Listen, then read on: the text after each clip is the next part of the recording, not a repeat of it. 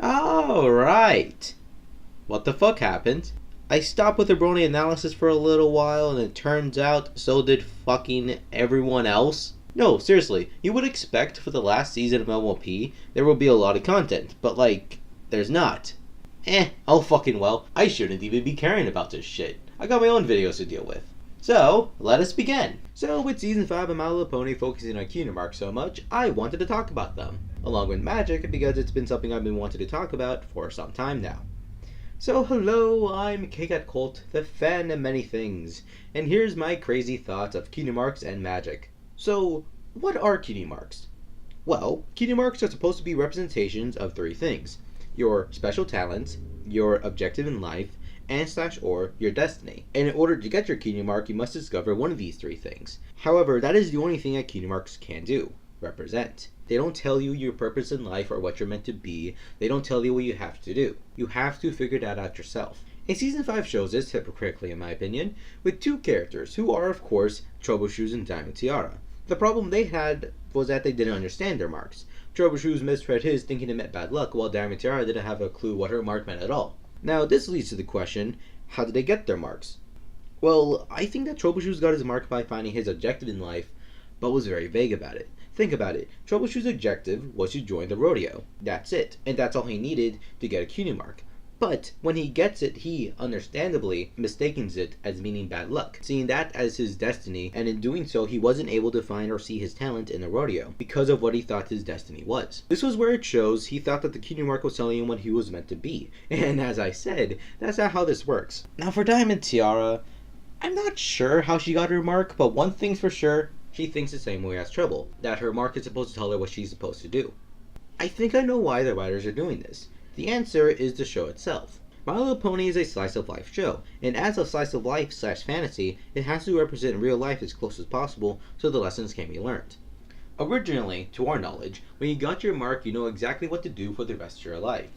But that changed in Appaloosa's Most Wanted and Crusaders of the Lost Mark, where there are characters that have their marks, but still don't know what to really do. They did this because there are people out there that has ideas of what they want to do, but either they don't know how to go about them, or they go about them the wrong way. More often than not, they don't even have an idea in the first place. And of course, I'm mostly referring to minors, but adults can still be in the same situation. Now, did the writers show this very well? Not really. I will say the major problem was the execution, but I'll get more on that once I get to review them. Oh, right. That's never gonna happen. Also, how does Cutie Marks look the way they do? Better way to rephrase this is, why does Fluttershy have butterflies as her mark? Or Pinkie Pie having balloons? I believe there are three answers to this: characteristics, memory, and/or destiny. Going back to Troubleshoes, I think his mark looks the way it does due to his clumsiness and blaming his bad luck for it. Now, let's look at Fluttershy's mark. She got her mark by caring for the animals, but the question still remains, why butterflies? Well, what was the first thing she came across on land that cared for her?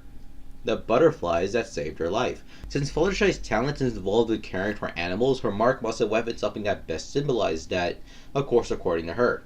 Now for destiny, basically your Cutie Mark is going to be whatever your destiny is.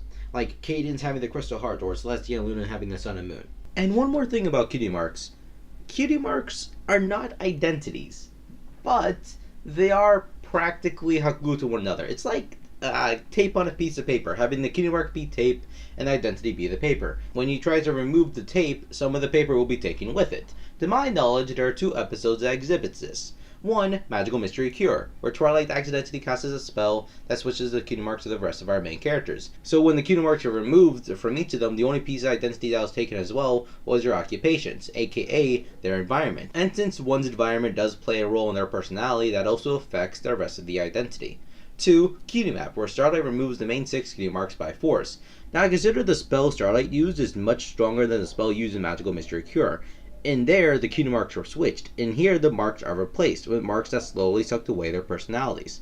Now that we're done with that shit, it's time for the more complex topic. And when I mean more complex, I mean Lost levels of complex. And if you've never seen Lost before, let me just tell you, it gets fucking complex.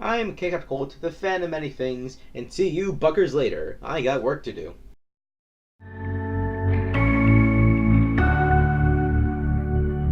I don't ever wanna be someone who will never recognize themselves. I don't ever wanna be someone hollow from the inside out. This could be all we've been looking for.